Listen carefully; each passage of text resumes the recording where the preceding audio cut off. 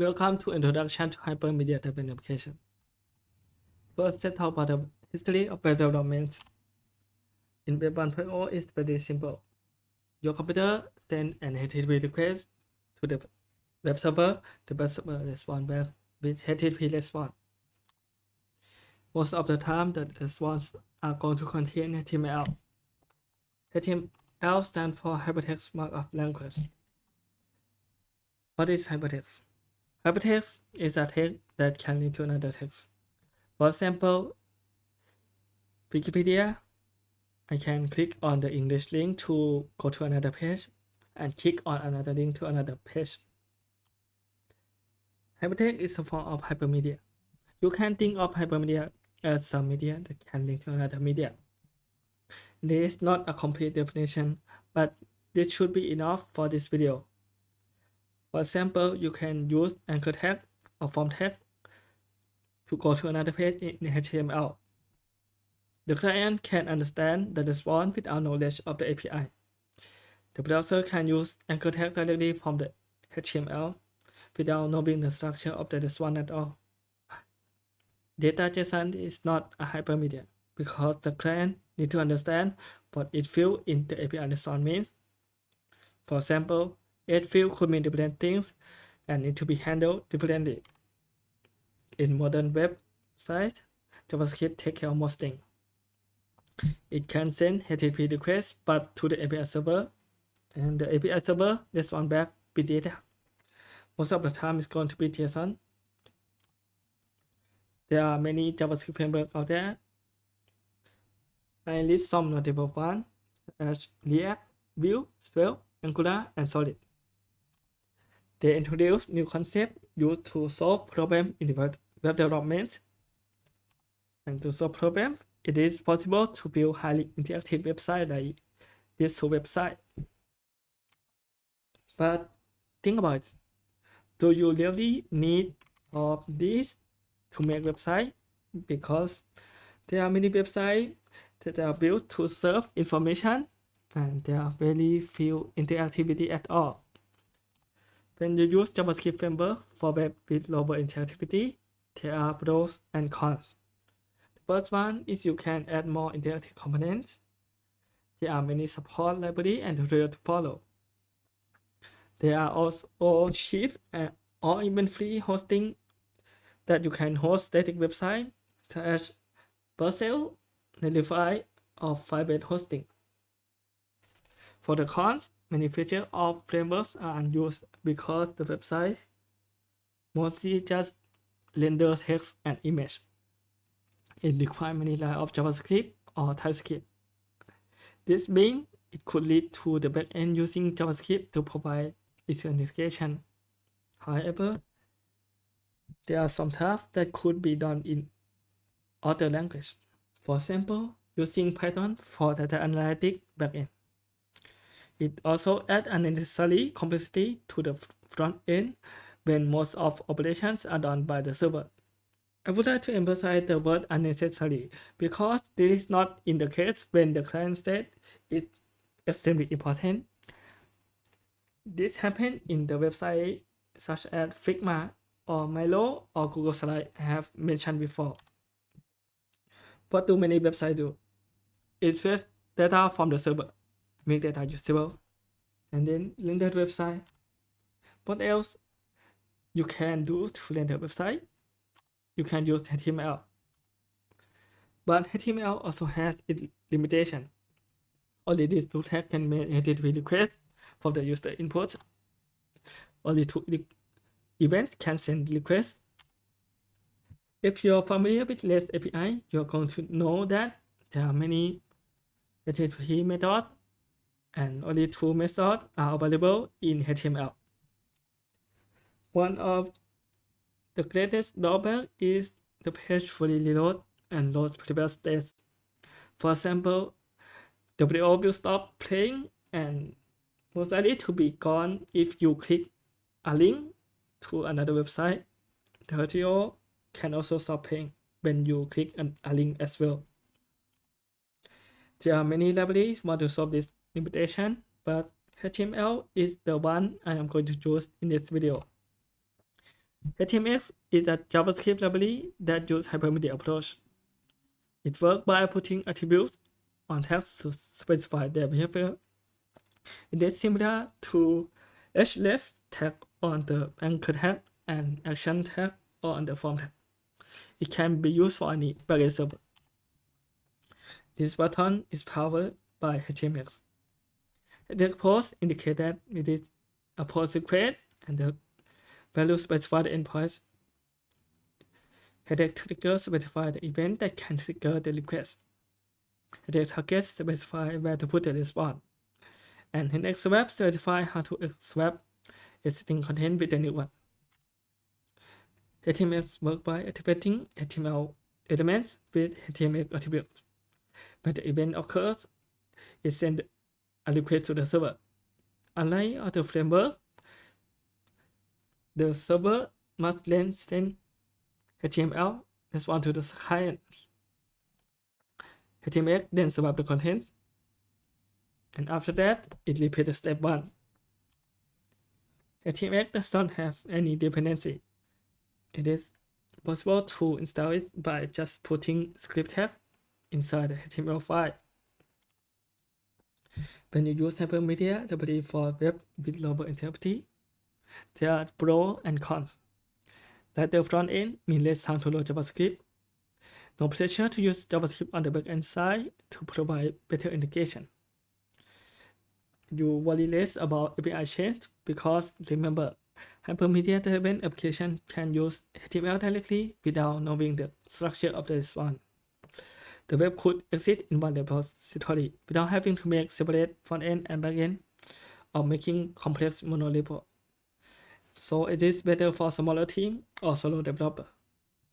However, there are different cons. Hypermedia-driven application require a server. There are less library available on the front-end side. It could take more bandwidth because HTML is larger than JSON in most cases. It can be mitigated by using partial HTML and collect HTTP headers. Let's see what I have mentioned so far by doing the workshop. In this video, I am going to use HTML with Django framework because HTML can work with any backend that responds HTML. Django is a backend web development framework written in Python. It includes many tools as WS integration, authentication and authorization, and templating language. This feature makes developers can set up websites with Django quickly. It is also popular within HTML community. You can pause the video, go to this link, and use this template. Follow instruction in the README file, and after that, we can work on the project.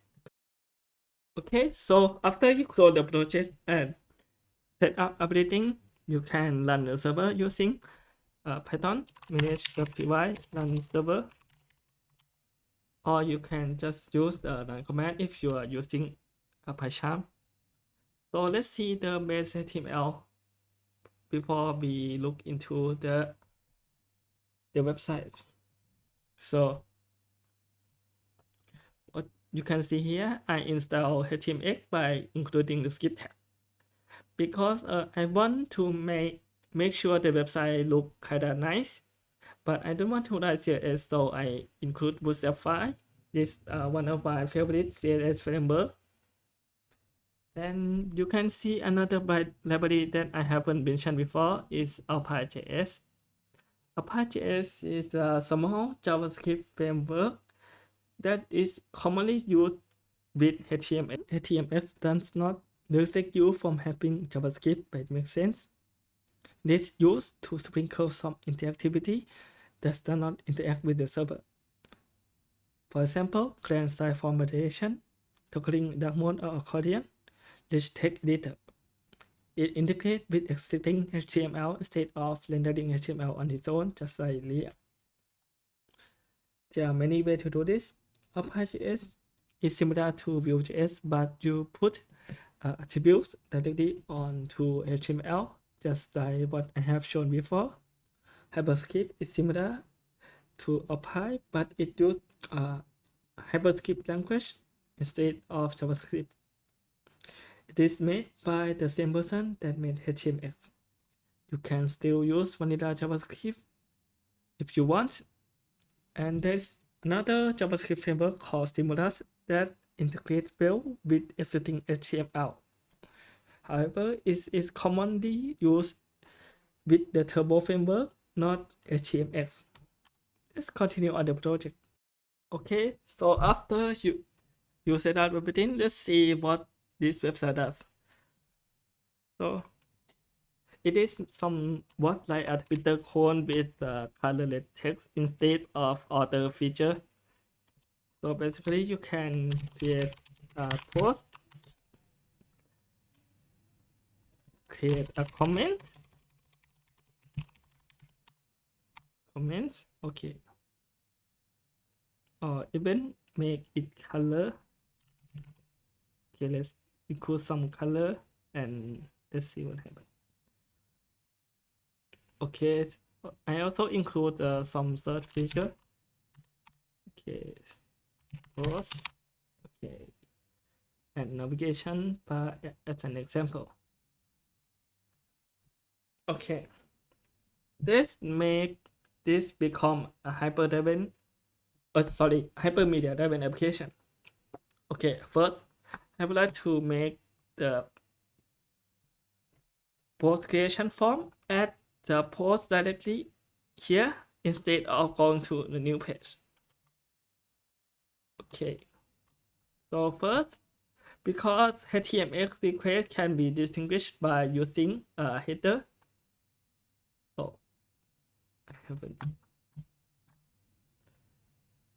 Header. So let's install a new library called Django HTMX. Oh, sorry. Okay.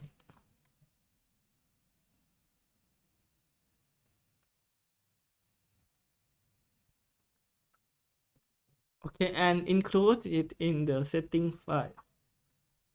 Okay. You can just follow instruction from the Django HTMX website.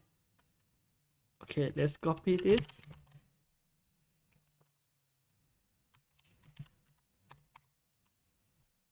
And this.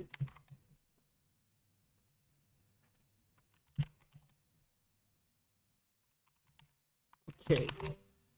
Everything should be fine by now. Because I already installed HTMX, so there is no need for this step. Okay. So first, let's see what is the template of post creation form. Okay. I already include the comment, so you can just uncomment it. Next post means this form will send the post request because HTML does not lead destination from the action attribute, so I have to set it again with header post. And probably does that.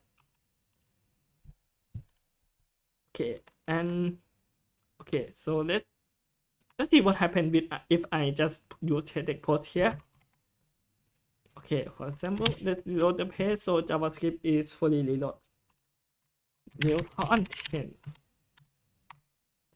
Wow, this is very funny because it just put the entire page inside the form, and this is not what we want. We want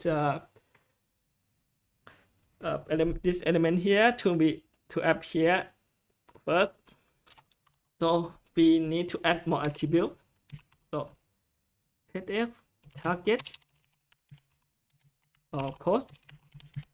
There is no post in the list.html yet, so let's just add the ID. Okay, ID post problem solved. But because I would like to render partial HTML, so I need to move this tag inside this file.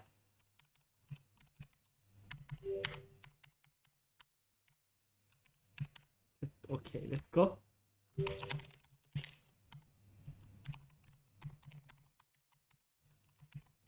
Okay, I use Vim binding, so if something looks strange, so don't mind. Okay, let's format it to make it look nicer. Okay, so with this, it should be displaying correctly, right? Okay, again. Okay, it appear in a correct place, but it still have incorrect content because it just appear here and I have no idea why where other post went. So this is still an incorrect behavior. It is because we haven't figured HTMX response. So let's do from save. So it's saving the data. So if request dot HTML. So if the request HTML, we going to do different thing, and if not, we just render the same things. Okay, so let's post return render request log dot partial slash post. Okay, this is not detail, and we add post to. Okay, so let's go instance this.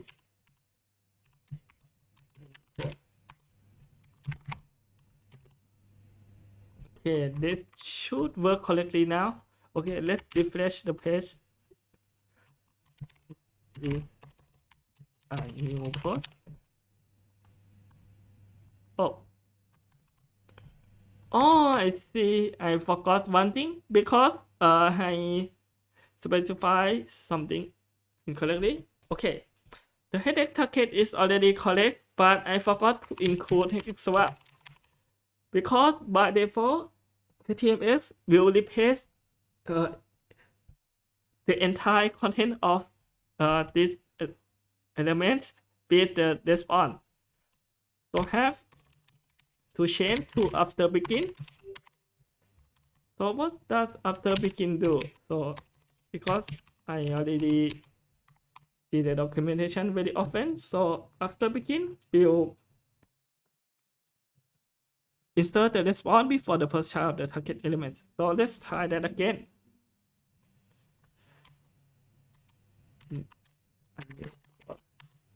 Okay, let's make.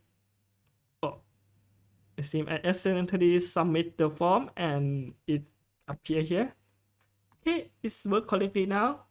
So, but if there's form error, I haven't handled that yet. So let's see. Okay, I don't allow any text with greater than 100 letters. So let's remove that from the client side.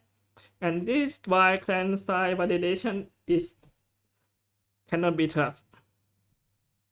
Okay, let's copy some poem from you can just use anything long enough, but I like this poem. Okay, you can see that the response is status error because by default HTML does not swap content when the response begins with 4 or 5. 4 is for client side error and 5 is for server side error. Okay, so let's fix that. Okay.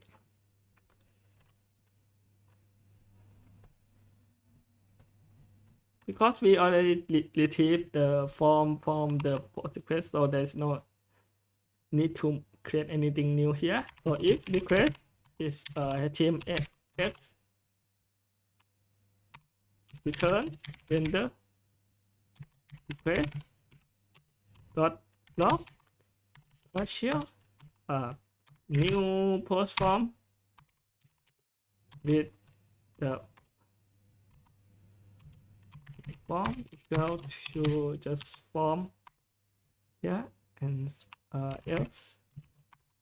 Actually, you don't need else, but I like to make it easier to read for the viewer. Okay, so let's see what happened.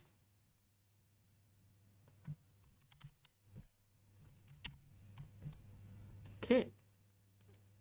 Oh, I forgot to remove the client-side validation.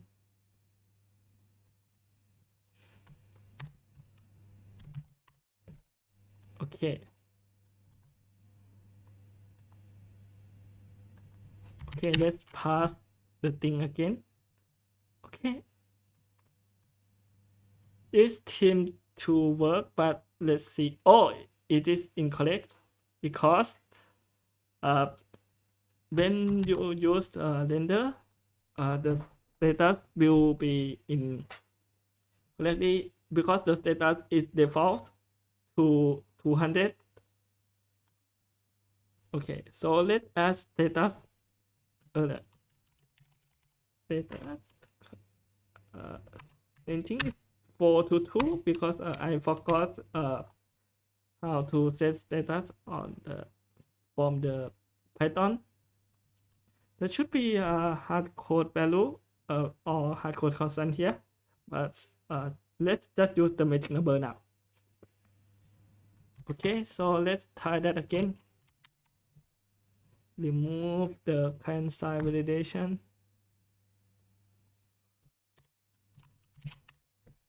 Okay, let's try that again.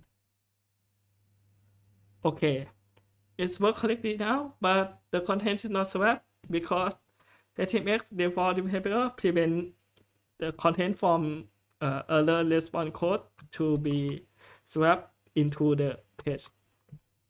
Okay, so how to do it? So Django render method return HTTP response. So you can set the header here. Okay, response header. Okay, let's set href the target because we want the form to become in the same page. We don't want the form to render here, so we must change the target to become this. Okay, let's change another because we don't want it to add to before the first child, so we need to reswap.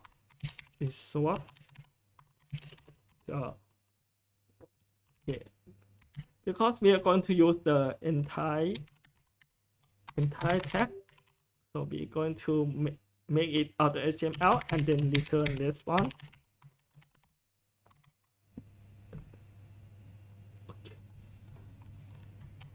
Okay, let's try that again.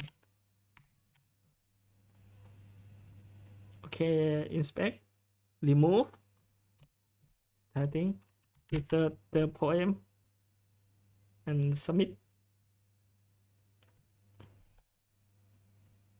I think I forgot something here. So it turned out that HTML has an extension that can alter target based on response code. So let's install the extension. So you can copy the code from here because I already copied that, so I just paste. And then we has extension to be a response target.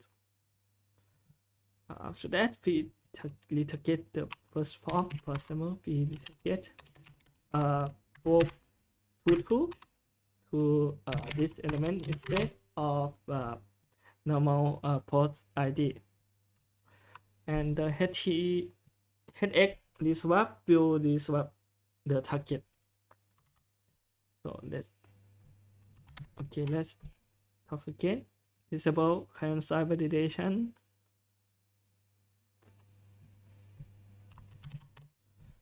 Okay, copy the entire thing and paste. Okay. Okay, the form is now replaced with other message correctly now. So it's very same for the comments. It just set something differently. So instead of post, you just use template for comments. So I'm not going to do that. But let's take search to the new level. So by default, you must submit the search form to search of the list, but it is kinda efficient. What if we want some sort of real-time search? So HTML can do that too. So let's move to the search HTML template, and you can see I use form here. I take get because search use get HTTP method instead of post. Okay, so we need something to paste the response into. So we want to replace the response in this particular div. So we make it search results ID. Okay, and put it into a hex target. Search. Oh, sorry. Search results. Okay.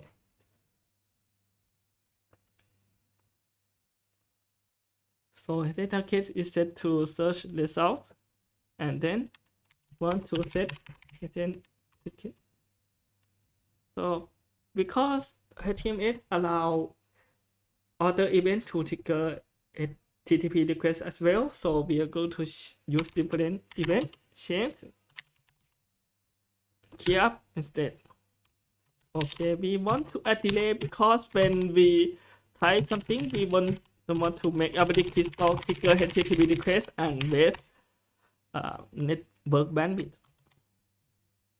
And because key up is conform the input, so we need to change to this instead. Okay, so let's see. Okay.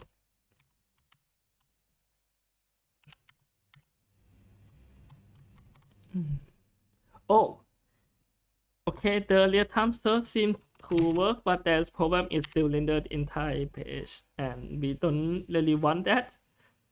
So in this situation, I will not make HTML specific response, but I will use another attribute called select and select the search result instead of making a separate rendering function.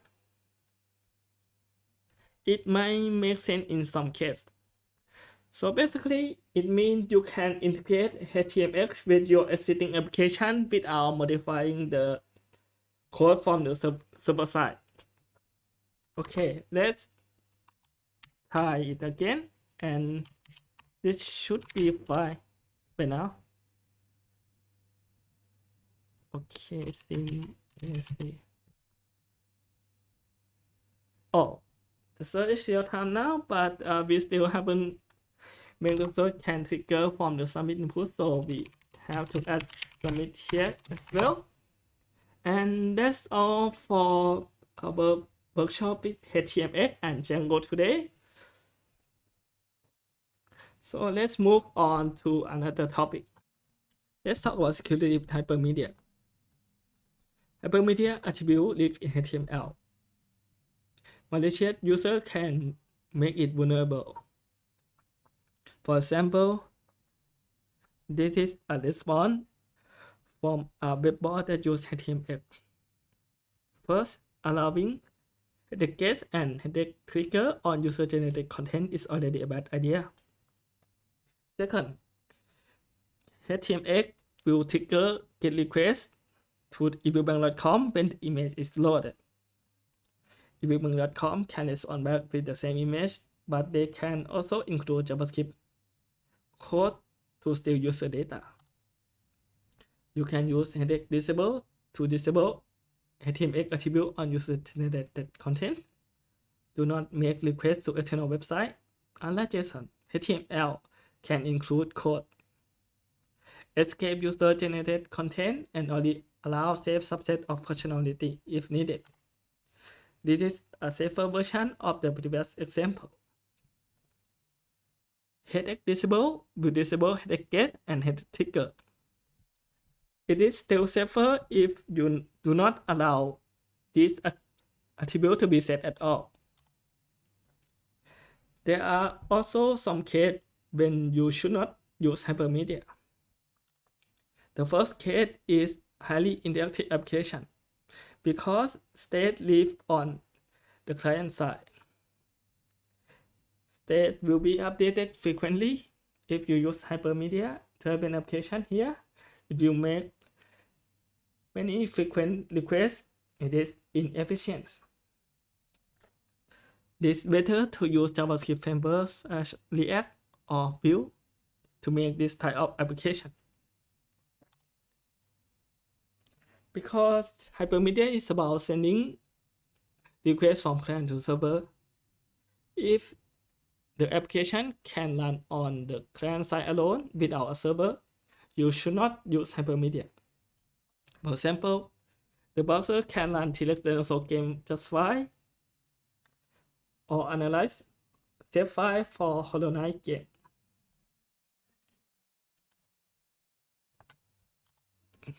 There are other hypermedia libraries such as Unpoly, Turbo, or TwinSpark. They share the same idea, but they have different execution and opinion. These are references. And thank you for your attention. I hope hypermedia driven application can be a great choice for your application when it makes sense.